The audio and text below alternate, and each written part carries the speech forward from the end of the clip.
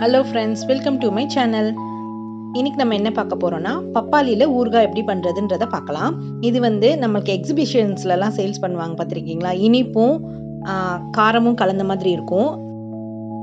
இது நம்ம எப்படி பண்ணலான்றது பார்க்கலாம் வாங்க. நான் பப்பாளியை தோல் சீவிட்டு இந்த மாதிரி சின்ன சின்ன பீஸாக கட் பண்ணி வச்சுருக்கேன்.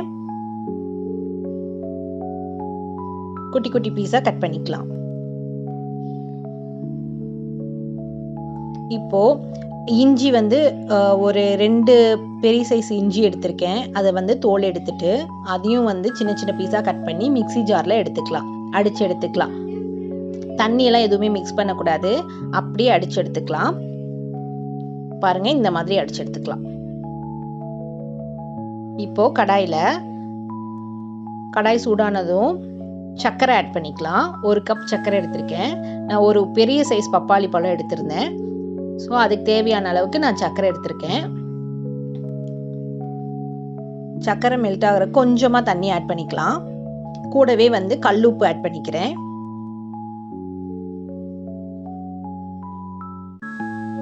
இப்போ தனி மிளகாத்தூள் அது ஒரு 3 ஸ்பூன் ஆட் பண்ணிக்கலாம். நம்ம காரத்துக்கு தேவையான அளவு காரமும் இருக்கணும், இனிப்பும் இருக்கணும், உப்பு இருக்கணும். ஸோ அதனால நான் 3 ஸ்பூன் ஆட் பண்ணியிருக்கேன். ஆட் பண்ணிட்டு நல்லா மிக்ஸ் பண்ணி விட்டுக்கலாம்.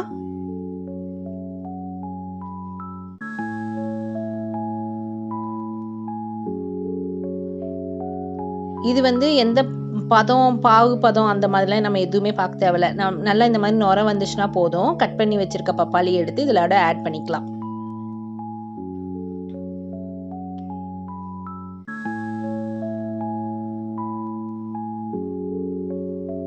எல்லாத்தையும் நான் ஆட் பண்ணிக்கிறேன்.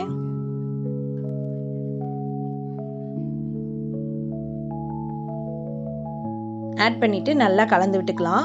பப்பாளியில இருந்தே பார்த்தீங்கன்னா நிறைய தண்ணி நம்மளுக்கு வெளியே வரும். கலந்து விட்டுட்டு நம்ம அப்படியே கொஞ்ச நேரம் அப்படியே மூடி வச்சிடலாம். பார்த்தீங்கன்னா நிறைய தண்ணி அதுல இருந்து வெளியே வரும். மூடி வச்சுட்டு அப்பப்போ நம்ம திறந்து விட்டு கலரி பண்ணிட்டு விட்டுக்கலாம். சிம்மிலேயே வச்சுக்கலாம், மீடியம் ஃப்ளேம்லேயே வச்சுக்கோங்க. பாருங்கள், நம்ம தண்ணியே ஊற்றலை. அந்த சுகருக்கு கொஞ்சமாக தான் தண்ணி ஆட் பண்ணோம். இது பப்பாளியிலேருந்து வெளியே வந்த தண்ணி. இவ்வளோ தண்ணியும் நம்மளுக்கு நல்லா கொஞ்சம் வத்தி வந்தால் தான் நம்ம பப்பாளி நல்லா வதங்கி வரும். திரும்பி மூடி வச்சுட்டு பாருங்கள், நல்லா வதங்கி வந்துருச்சு. இப்போ ஃபைனலாக 2 ஸ்பூன் அளவு 2 கரண்டி அளவுக்கு நான் எண்ணெய் ஆட் பண்ணிக்கிறேன். எண்ணெய் ஆட் பண்ணிவிட்டு அடுத்ததாக ஓமம் நான் 1 ஸ்பூன் அளவுக்கு ஓமம் எடுத்து கையிலேயே நல்லா நசுக்கி விட்டுக்கலாம்.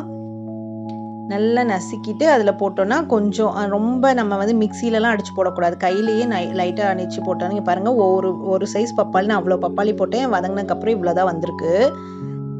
இப்போ ஓமத்தை மேலாக போட்டு விட்டுக்கலாம்.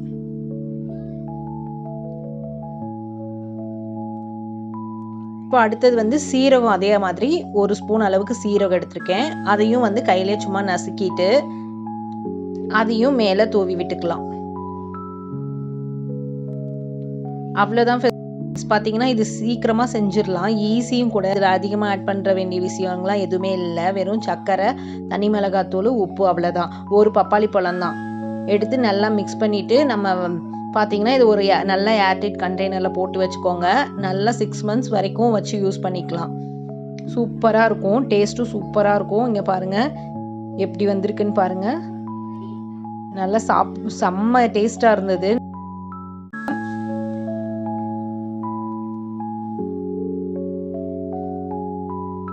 Thank you friends. Thanks for watching.